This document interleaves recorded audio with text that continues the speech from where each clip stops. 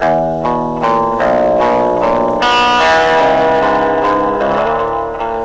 well, what we're going to be tying here today is a big hair baitfish pattern.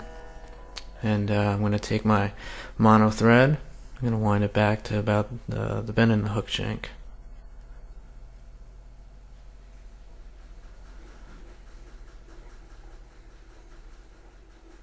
Alright, then I'm going to get some bucktail here. I'm using white. Just trim the ends a little bit and tie it at the back here. A couple good wraps to secure it. Alright, then we'll wrap it up a little bit. And then we're going to advance the thread to about mid-shank. And this is where we're going to do our hollow tie. I'm using a two-tone hollow tie here, so I'm going to go with light blue for the bottom. I'm just going to trim it up a little bit. And I'm going to tie it on the bottom here, and you're just going to make a couple wraps just to get the material on there. Don't cinch it down yet because you want to distribute it around the hook shank. Couple wraps, and use the pressure of your finger to get that bucktail to roll around like 180 around the hook shank. You don't want it to go to the top, but you want it to go around the bottom. So once you got it where you want, make a couple more wraps. Alright, then I'm going to use chartreuse for the top here. And basically the same thing again, going to trim it up, and then I'm going to tie it on the top. Couple loose wraps.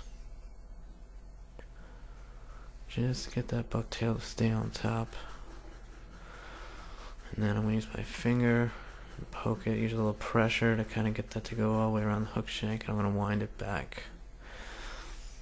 And I'll make sure before I'm done with this that I want to make sure that everything is symmetrically 360 around there. I'm going to wrap it up, and you want to make sure that those last wraps are real nice and tight and clean and neat.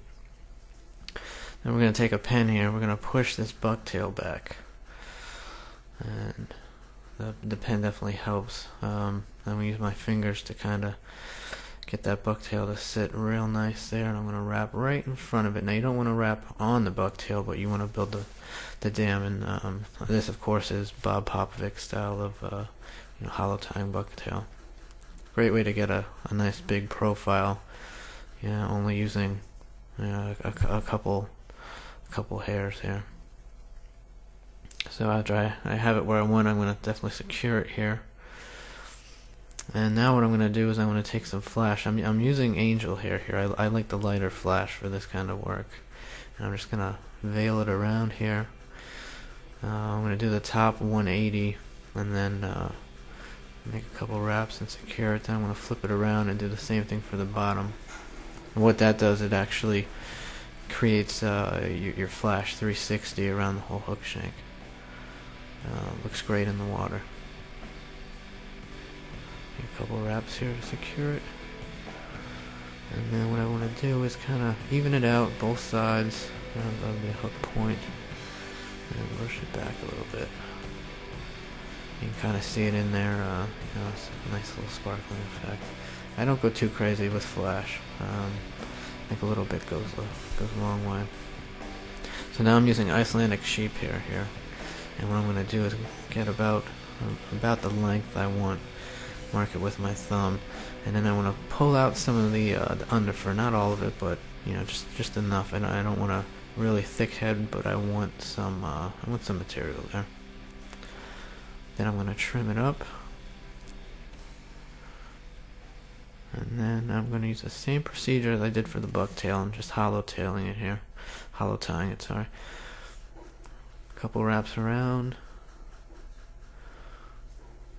A little pressure on the thumb to distribute it along the top there, and a couple more securing wraps. You want to make sure that you keep that green color on top and leave enough space to make a couple wraps in front. And I'm going to do the underside here, the belly, and I'm using white. Same sheep hair. Stuff moves great in the water. You want to try and limit your length to about maybe like 7 inches. I find if I go any bigger than that, it usually wants to tangle and get kind of messy in the water. So we distribute it here, and make a couple wraps around to secure it. And then I'm gonna wind this back. Really make sure it's on there. Really, really sturdy. Good tension wraps here.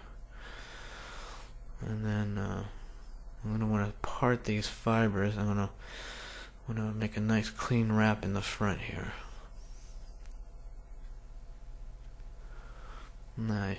Now that I parted the fibers, I got everything proportioned the way I want it. Now I'm gonna make a couple wraps in the front to build up that dam.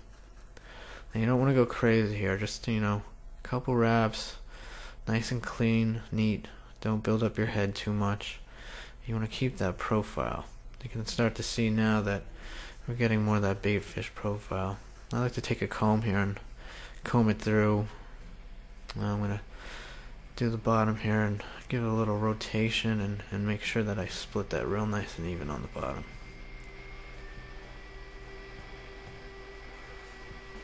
And once I make sure I have it proportioned right, I'm going to add some Arctic Fox here. Now I'm getting rid of the hairs, and I'm just using the underfur. And you don't need too much, just a little color for the throat. So I'm going to tie this in. You want to make sure you get it centered on the bottom, nice and proportional and symmetrical. And just a couple wraps, just to secure it.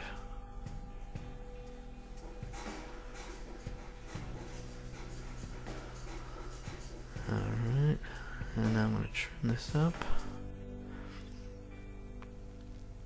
Now I'm just going to finish wrapping, and keep your heads nice and clean and neat. Don't over wrap it.